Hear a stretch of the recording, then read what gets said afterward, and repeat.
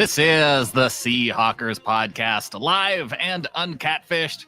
I'm Brandon Schultz of the Military Seahawkers, and joining me, my good buddy and Montana Seahawker, Adam Emmert. Happy Geno Day, good buddy. This is a good day. I know there's going to be a lot of people that are wringing their hands out there. It's too much money, all that stuff. It's a valid opinion. I'm excited, though. I'm fired up. I think this is the right move, and I think it's the first of the big dominoes to build a championship offseason. And just going to blow your take right out there. You're not even going to lead into it with anything. It's just you just threw it out there. Adam's take right there. Oh, see, I throw the take out there, and everybody can like sit and spin it in their head, be like, well, I don't know about that. Yeah. And then I got all this facts, logic, and reason that I'm going to bring to back that up here in a minute. So, like, this is just the beginning of my take, Brandon. I didn't throw the whole thing out there. Well, that's the fun thing about doing this live is then people can react and we can respond in real time. And so with Geno re-signing, the preliminary details sounds like it's a 3-year, $105 million deal, and which averages out then to $35 million a year, which to me matches about my excitement level about what I think of Geno. Like, that's mediocre quarterback money. And if it works out, then this is going to look like a bargain. Like, if he continues to play at the level he did in 2022 and maybe even improves a little bit more, then $35 million a year seems like a bargain. If he drops off and he doesn't, put up the kind of numbers that we saw last year and he goes back to being the Geno that everybody had their opinion of him, then it's still not a huge hit because from the details that we're hearing, and we'll probably get more over the next 24 hours, but it said $52 million in the first calendar year. And I think when people read that, they thought, well, $52 million for the first year, that's a lot of money. And you have to remind them and say, calendar year is not exactly 1 year. Like, you're pushing over to the next year, and that could be guaranteed money that kicks in at the start of March. And so it could be the type of deal to where it's a $40 million signing bonus, right? And you can spread out that $40 million over the length of the 3-year contract. Part of that, it's like a $2 million deal for his base contract the first year. So if you think 2 million, 40 divided, I should have picked a number that divided by 3 better than 40 because that's tough to do. It's about 13 and a half. So that would only be a $15.5 million cap hit in the first contract year. And then he probably has like a $10 million bonus that kicks in on March 1st. And that's how you get to $52 million guaranteed for 1 calendar year. Okay. Well, a couple things there.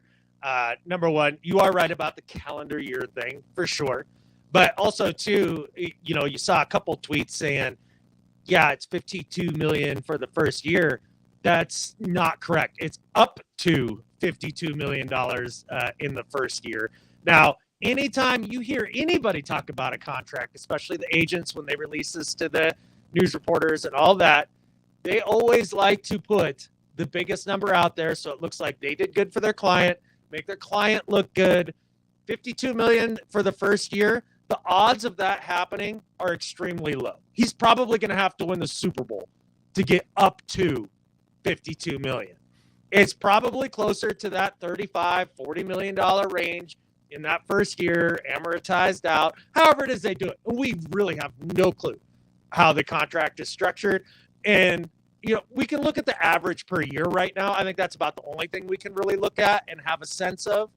But we don't know the guaranteed money yet, and that's what really matters. So the up to $52 million a year, bullshit. No way. That's not happening. And you know how that goes. Now, some would argue, hey, whatever it was that Geno's contract was this year, it was up to a certain amount. He pegged that out. Yeah. Well, yeah, the bar was a little lower to get up to whatever it was. I guarantee you up to $52 million has some extreme performance incentives in there that are unlikely, because I think the idea of him getting even just a little bit better this year, probably not going to happen. I think he's probably going to be about what he was, or maybe even a little lesser, because the league has had a year of tape to look at. But still very good. I mean, maybe. I'm going to have to kick you out for a minute because we are, even with new equipment, we're having the crackling issue once again. So here we go. Live, testing it out, and not doing great. So I'm going to take some comments while Adam goes out and comes back in. And let's see, we have Carly saying, I'm just glad that we didn't lose him and we have to draft a quarterback. We can draft a quarterback, but we don't need to.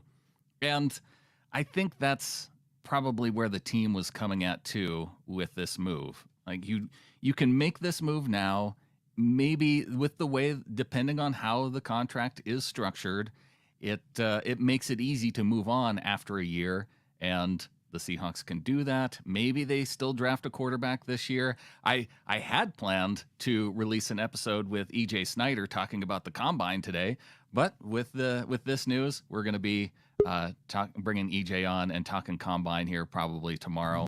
So that's it's all part of it. So Ryan coming in with the $9.99 super chat for even new equipment. Let's go, Geno. Go Hawks from Ryan. I appreciate it, Ryan. We're going to have to get something on Brandon's end, I think, because at this point, we've changed everything on my end. It works with everybody else. It's probably going to have to be me, and I'm probably due for an upgrade anyway. So,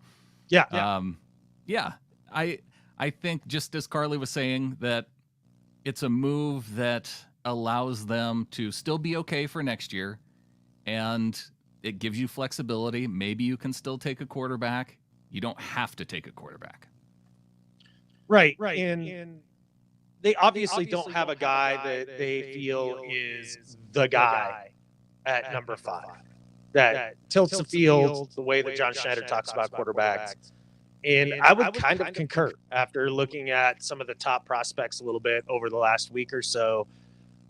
There's guys that have tremendous talent. Like, for example, Richardson had a nice combine. That's great. Congratulations. Underwear warriors are amazing. Wildly inconsistent as an actual quarterback. So there's just a lot of those types of players in this draft. And I think if you're looking at it the next 2 to 3 years, Geno Smith gives you the best opportunity to win a championship in the next 2 to 3 years over top of whoever is in this draft. Right. And that's, I think, when we talked about it, even going into this offseason, that was the take, right? You are going to have to either find a quarterback in free agency who is better than Geno, and we saw Derek Carr today signed with the New Orleans Saints. So, hey, maybe Derek Carr was the Seahawks' first option. Once he signed with the Saints, they were ready to move on and say, here's your money, Geno. Derek Carr was the guy that needed to sign for the rest of the contracts to start to get penciled in this year in free agency. In 4 years, $150 million works out to pretty damn close to what Geno got, right? So about the same. Here's some other comps for 2023 of quarterbacks that are making somewhere in that $30 to $35 million range. And you tell me whether you would rather have Geno or the other quarterback. Kirk Cousins, $35 million. No. Nope. Jared Goff, 33.5. No, he's the 10th highest paid quarterback this year. Carson Wentz with the Commanders, obviously he's been cut, but it would have been $32 million. Yeah, definitely not. Matt Ryan at $30 million. Goff to me is like, yeah, okay. Who was the other one? Matt Ryan? Matt Ryan at 30 and Tannehill at 29.5. And the top quarterback this year, and this is by average per year over the length of their contract, the top quarterback this year is 54, Aaron Rodgers, and 49 for Russ. Right. So to me, it's pretty clear that Geno got what he deserved and probably a little less. Yeah. It feels like bargain-ish. And like we always say, when the numbers first come out, it usually seems high to what it ends up being. And so if that's the case here, then it's definitely gonna look a lot nicer. One of our Facebook Ring of Honor members says 2 years ago, you could have never told me that we traded Russ and signed Geno to a $105 million contract. He earned it. Congratulations to Geno, his family, everybody, his whole team. Great day for them. and well-earned. Facebook user is 100% right. Whoever our Ring of Honor member is there. But I'm happy for him, and I think it's a good thing. But I want you to find your DeLorean right now, Brandon. Is it in the garage? Do you got it parked outside? Just right back here. Just right back there. Okay. Set the clock to this time of year in 2012. And show up there. And I want you to guess, what is the highest salary of a quarterback that year?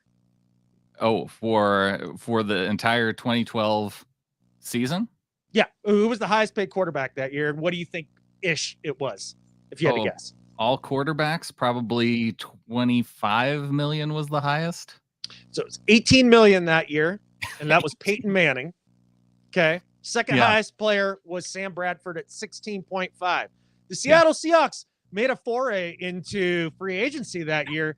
I don't know if you remember, they signed a veteran quarterback who had been a backup most of his career to a 3-year deal that was up to $25 million. Yeah.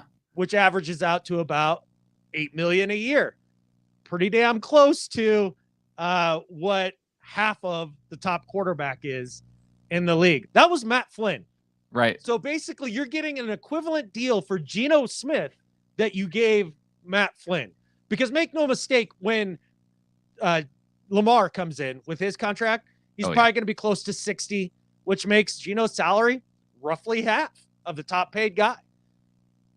And if you were to ask me, would you be okay for signing Geno to a Matt Flynn equivalent contract going into the offseason? If you compared those two time periods, I would say sign me freaking up, because I know for a fact that Geno has proven more in the NFL than Matt Flynn ever did.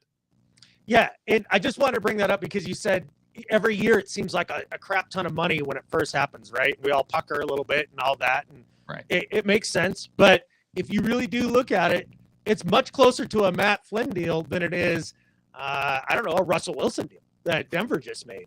So for that right there, that makes me happy. And then the other thing that got me to thinking when I was thinking about good old Matt Flynn was people seem to think that these days the Seahawks can play with about anybody at quarterback. They just proved it with Geno. They can play with anybody. Throw Drew Lock back there. He'll be fine.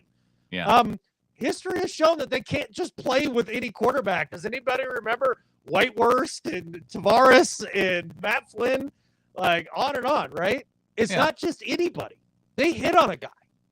So we have to actually pay the guy. And there we have our producer, Jacob Hawes, letting us know that you have to back out and come back in again. This is so stupid. See you in a bit. Yeah. Makes me mad. I know. But thanks for everybody for hanging in there. We got Clinton in the chat saying if this breaks right, it'll be like re-signing Lockett for the third contract when the world screamed it was expensive, but it was smart. And that's the thing, too. Down the road, this contract with Geno could make it easier if he performs well this season. You still have him under contract for 2 more seasons. If he turns out to be that Rich Gannon type player developing late in his career, a guy who won the Super Bowl MVP. So if he ends up being that type of guy, then as you go into those next couple of years after if you end up signing him to another contract, it'll be a whole lot easier because then you can build off of this contract. And that's what they did with Tyler Lockett. I just got the tail end of that, but it sounded perfectly smart and correct. You did well. Well, it was coming from Clinton. And so I was building off what he said. So, there we go. Yeah. Carly says, my dad will think that we're overpaying for him, but I do not care. Yeah. Well, the older you get, the more you think everything is overpriced. So it's kind of the way it goes. Well, I was reading some of the comments just on the Pro Football Talk article that was posted. And there's always the people of, geez, $35 million a year. It's not like the guys out there curing cancer or something. And no, it's not. But Geno's making a lot of money for the Seahawks franchise. And so, the billionaire owners at the top, they end up profiting off of the team that sells them a bunch of tickets. And so I kind of like to see the guys get paid that help sell the tickets. Now, I'm also I want my team to be awesome and guys to sign team-friendly deals so we can have more awesome players on the team. So it's a tough scale to balance and weigh out, to be team, I want to pay everybody what they're worth, and team, I want my team to be awesome. But we got to thread that needle sometimes. Absolutely. And we just saw the Kansas City Chiefs win a Super Bowl with a quarterback that makes a crap ton of money, right? Like everybody's, well, you can't do it. You can't do it. Well, you can. And we're not even going to pay him close to that. We're not. Right. You got that team-friendly deal. And I think also, too, this is a huge coup for John and Pete when it comes to their messaging and what they may be able to accomplish in free agency over the next few years. The idea that, hey, man, I know the whole league gave up on you. Come on in. We'll give you an actual chance to compete. And then when you do and you win the job, we'll let you play. And then when you play and you play well, we will reward you. Yeah. And that's huge, man. I think that's a huge recruiting tool going forward.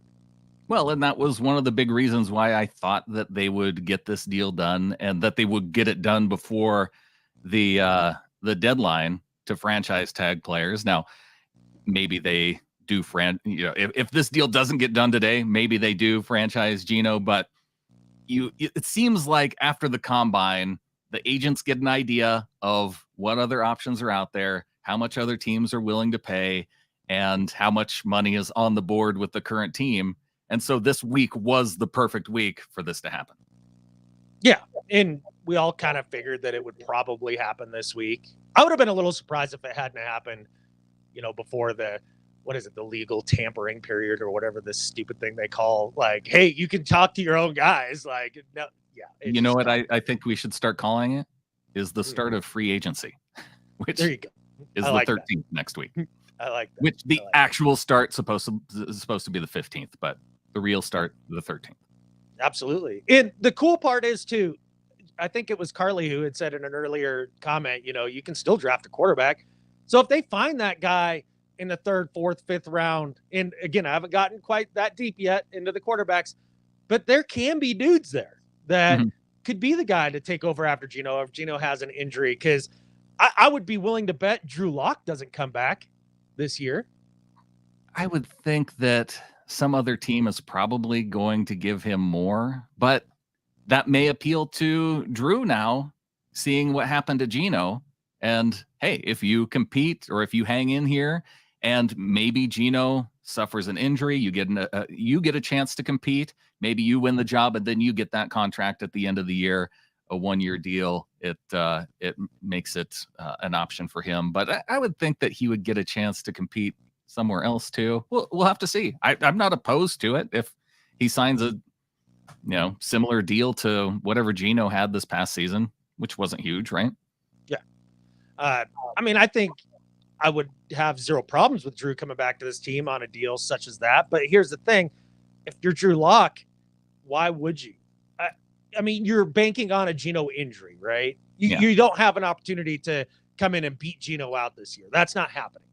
So I would be more inclined to take a position with, the Bucks or the Panthers or the Jets or Atlanta. Some team who's drafting a quarterback high this year, and you can go in and, maybe they don't put in the work in the offseason, and you can beat them out to start for the regular season.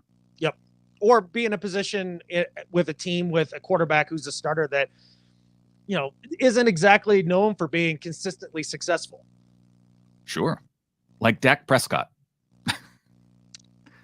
Sure. And with Dak's injury history, that actually does make a lot of sense. I think you get about Dak level of play out of Geno for a price tag of $35 a year. And Dak comes in, where's Dak?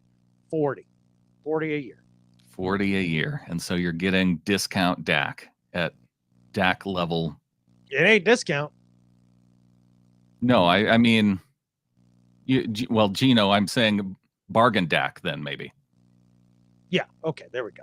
I like that. Okay. Yeah. Because Geno's not a discount compared to Dak. I think Geno might be the better passer right now. Yeah. I think you might be right. Okay. I wanted to test your audio just one more time here. Okay. Because, no, I think you're okay. Wow. We'll see. I may have jinxed it. Yeah. All right. Bobby Wagner released just as we recorded our last episode. So you didn't have a chance to give your take. Clinton and I jumped on. We talked about it a little bit. What do you think? Bobby Wagner let go by the Rams. Should the Seahawks make a move, or is he so pissed at how things were handled last time that there's no way that he would come back? If the opportunity was there, he would do it. I genuinely believe that. And there's some ways in which it makes sense, right? With Jordan Brooks being injured and need at linebacker. I mean, even 80% Bobby is better than Cody Barton by a mile. So that's nice. And we don't know what Brooks's timetable is going to look like and how fast he's going to get back. And it's likely not going to be till probably mid-season at best, would be my guess. So in all those terms, it makes a lot of sense. Now, in Pete Carroll land, where he's looking to get younger and they want to compete and all that, I don't think it makes much sense. You're going to have to pay him a significant chunk of change. And I think I'd rather spend that in the trenches, either side in free agency. And then on top of all that, I think now with the Geno deal, I actually do think that is restrictive for being frivolous with money to bring back a guy for, 40% sentimental reasons, 60% football reasons.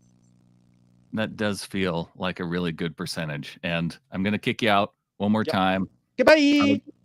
Probably be the last time. But we got Christopher Stufstad coming in with a $4.99 super chat saying, cautiously optimistic about this deal. He earned his paycheck. Plus, he doesn't have to be great and play hero ball if there's a bit of regression.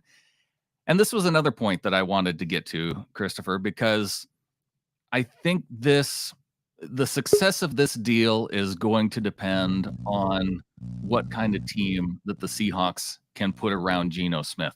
Can they build on the defensive side of the ball and not make it have to be to where he has to be the guy to win the game in the fourth quarter every single time? All they have to do is put together a competent defense, maybe slightly above average, score some points early, then allow the defense to really hold opposing offenses to close this game out. And yeah, maybe Geno comes in and wins you a game, 1 or 2 games a year, which is really what your average quarterback that you can hope for. And you count more on the defense, and that's how you find success and have success in the playoffs too. I mean, really what you need out of the defense more than anything is just not to collapse at the end of games. Look at all of the NFC South games, right? This year, they just don't do that stupid collapse on each one of those games. And all of a sudden you're hosting a playoff game. All of a sudden, you're a little more in the mix in that sort of thing. So I don't think they're far off. I mean, don't get me wrong. The defense was putrid, but because of Geno's play, Ken Walker's play, the rookie left tackles, Damian Lewis, those guys, and DK and Tyler, because of the offense and as consistent as they were, you're not that far away because they are that good. Yeah. A couple other defenders being let go by their teams. We talked about Bobby. Shaquille Griffin. Sounds like he's going to be let go by the Jaguars. Frank Clark's going to be let go by the Chiefs. Do you have any interest there? I'm very interested in Shaq Griffin. Yeah. Had a very good year his first year in Jacksonville and then had a back injury this year.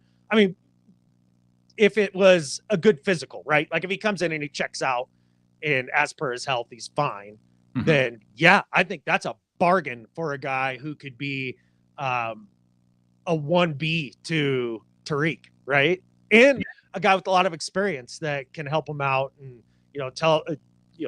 coach him up through the Pete Carroll system. And he's going to fit seamlessly in the defense. I'm huge on Shaq. I bring him back now because I think it's going to be a tremendous value. Frank Clark, I think you're going to have to overpay for what his production is. And unless you are thinking that we're making a massively deep playoff run this year, not worth it. Because he's very good in the playoffs. His regular seasons, since he's been a Chief, have been fairly lackluster. Yeah, that's a good point. He seems to show up most in the playoffs. Carlos Fuentes saying, how many games would we have won if we stopped at 10% of the runs we whiffed on? Carlos is 100% right, 0% wrong on that one, man. Like, geez, I mean, they would have been practically undefeated. Yeah, 10% better in stopping the run. That seems like a very short gap to try and fill. And they're going to have to do it now without Sean Desai, who signed on as defensive coordinator for the Eagles here. I don't know what they're going to do. I don't know, man. How will they ever get along without a sort of defensive coordinator guru that's not or something? Associate to the head coach and defensive co-captain of the coaching staff. Or something. A very confusing title, but yes. Now we don't have to deal with that this year. No. All right. Well, I wanted to make sure we jumped on, talked a little bit about Geno Smith. I also wanted to throw out a Better at Life submission, Adam. We got some sad news this past weekend as Mama Blue passed away. Legendary Seahawks fan, Mama Blue, always dressing up and showing up at the Seahawks games. And we got word that she unfortunately passed away this past weekend. So I just want to say, for everything that she's meant for the team, being there all those years, cheering them on, whether, even fighting through cancer this past year and just watching, from wherever she was and cheering on the team, a legendary fan career for one of the ultimate Seahawks fans in Mama Blue. Mama, better at life than Skip Bayless. Oh, man. Nailed it, dude. So glad you brought that up. Meant a ton to the fan base, the organization, the whole city. An icon, really. And she'll be deeply missed. No doubt about it. And I think with that, there's only one thing left to say. Go Hawks. Go Hawks. Geno. Yeah.